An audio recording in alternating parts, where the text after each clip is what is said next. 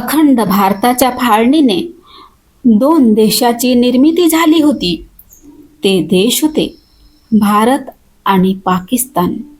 बाबासाहेबांना ज्या बंगालमधून निवडून देण्यात आले होते तो भाग पाकिस्तानात गेला होता आणि त्यामुळे बाबासाहेबांनी त्या ठिकाणचे सदस्यत्व सोडले होते. पण भारत देशासाठी एका संविधान निर्मात्याची गरज होती. संविधान सभा त्या महामानवाची, ज्ञानपंडिताची आतुरतेने वाट पाहत होती. संविधान सभेतील सदस्यांना या जगात जसा विद्वान ज्ञानपंडित पाहिजे होता तसा एकच प्रज्ञासूर्य होता आणि तो होता डॉक्टर बाबासाहेब आंबेडकर. पंडित जवाहरलाल नेहरू यांना बाबासाहेब आंबेडकरांची लगेच आठवण झाली. ज्या काँग्रेस पक्षाने बाबासाहेबांना संविधान सभेतील प्रवेशाला अत्यंत कडक विरोध केला होता तोच काँग्रेस पक्ष बाबासाहेबांना त्यांच्या उमेदवारीबद्दल बोलू लागला. काँग्रेसच्या नेत्यांना चांगलंच कळून चुकलं होतं की डॉक्टर आंबेडकरांशिवाय या देशाचं संविधान तयार होऊ शकणार नाही आणि म्हणून संविधान सभेचे अध्यक्ष डॉक्टर राजेंद्र प्रसाद यांनी मुंबईचे तत्कालीन मुख्यमंत्री श्री बी.जी. खेर यांना 30 जून 1947 या दिवशी एक पत्र पाठवलं होतं. या पत्रात डॉक्टर राजेंद्र प्रसाद लिहितात की डॉक्टर आंबेडकरांची संविधान सभेवर त्वरित निवड व्हावी. त्यांनी लिहिलं होतं, अन्य बाबीसोबतच आम्हाला असे आढळून आले की डॉक्टर आंबेडकरांनी संविधान सभेत आणि ज्या विविध समित्यांवर त्यांची नियुक्ती झाली होती त्या विविध समित्यावर त्यांनी जे कार्य केले होते, त्यांनी जे योगदान दिले ते एवढे श्रेष्ठ दर्जाचे आहे की आम्ही त्यांच्या सेवांपासून वंचित राहू इच्छित नाही.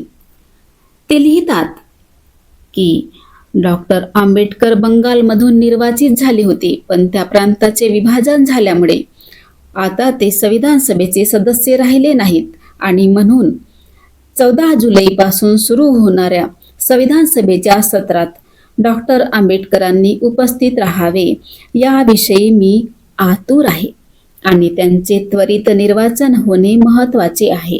आणि त्यानुसार 1947च्या जुलै महिन्यात बाबासाहेब आंबेडकर संविधान सभेवर पुनर्निर्वाचित झाले व लगेच 15 ऑगस्ट 1947 या दिवशी स्वातंत्र्य दिनी प्रधानमंत्री पंडित जवाहरलाल नेहरू यांनी बाबासाहेबांना मंत्रिमंडळात सहभागी होण्यासाठी निमंत्रित केले होते आणि ते निमंत्रण बाबासाहेबांनी स्वीकारले व ते भारताचे पहिले विधिमंत्री झाले.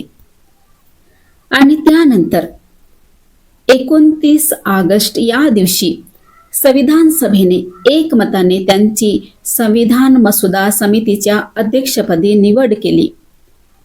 मसुदा समितीची पहिली बैठक 30 ऑगस्ट 1947 या दिवशी झाली.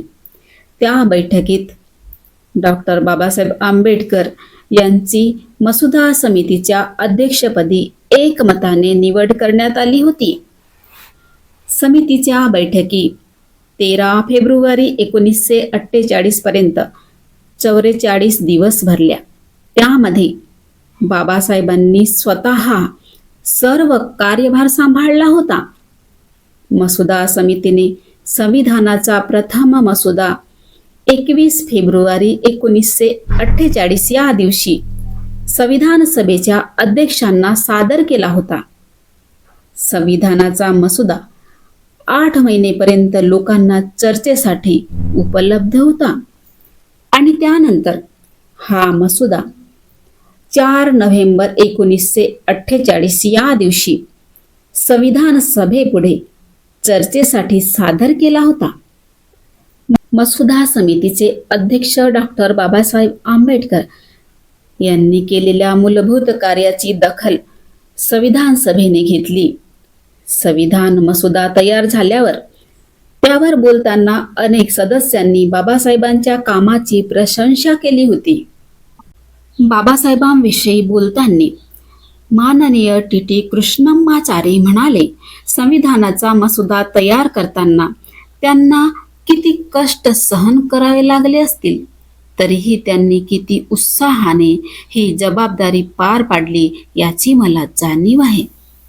पुन्हा ते म्हणाले, मसुदा तयार करताना मसुदा समितीने जेवढे लक्ष द्यायला पाहिजे होते तेवढे लक्ष दिले नाही याचीही मला जाणीव आहे.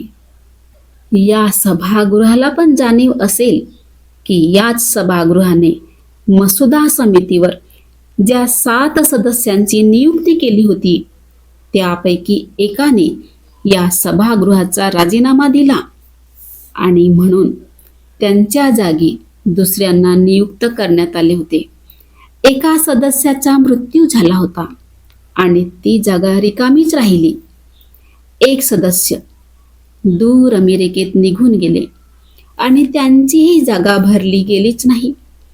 दुसरे एक सदस्य राज्याच्या राजकारणात व्यस्त होते, गुंतलेले होते आणि त्या प्रमाणात ती पोकळी निर्माण झाली होती. 1 किंवा 2 सदस्य दिल्लीपासून फार दूर गेले होते आणि कदाचित प्रकृती स्वास्थ्याच्या कारणास्तव त्यांनी बैठकीत भाग घेतलाच नाही.